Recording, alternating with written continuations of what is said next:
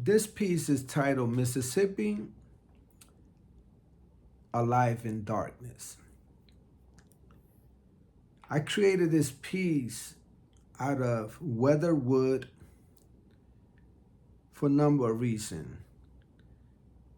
I feel that in this country we have two huge crises. One is mass incarceration, the second one is mental health. And it is my experience that prisons and jails are becoming the new asylums. This is where we prefer to put people who have mental health issues and not deal with them. Also, another reason why I use weatherwood is because I believe that we consume a lot in this country, and I think that our constant consuming is destroying our environment.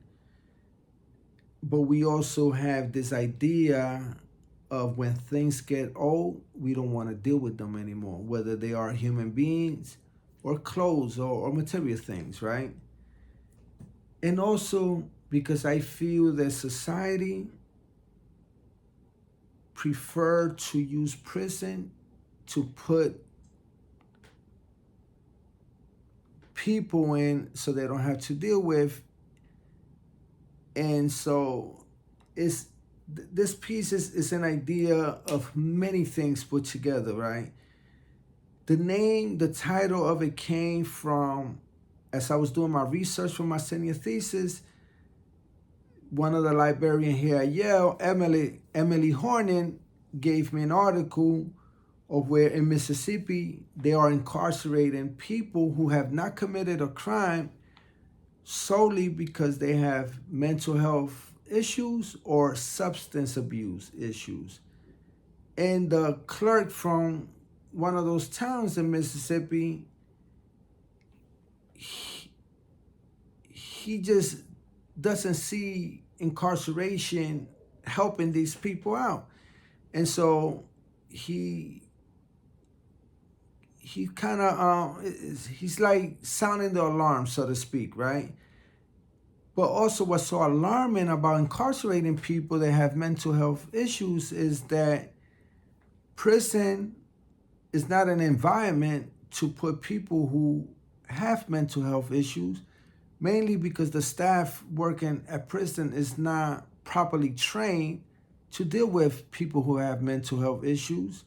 We also know that people who have substance abuse issues go through a withdrawal process, and that withdrawal process is very harming to them, but also put them in a situation where they may behave in a certain way that the officer feels threatened, or anybody who's who's incarcerated.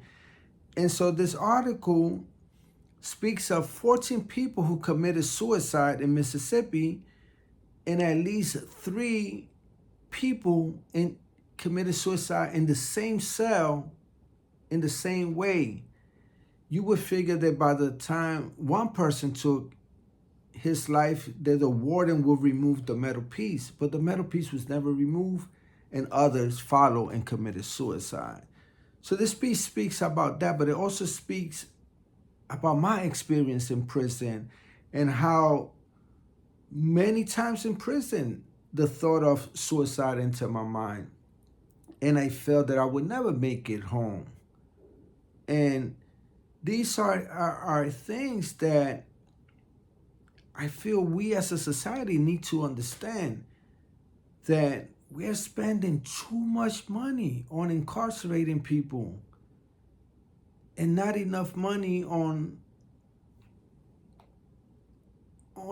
solving the issues that lead people into prison.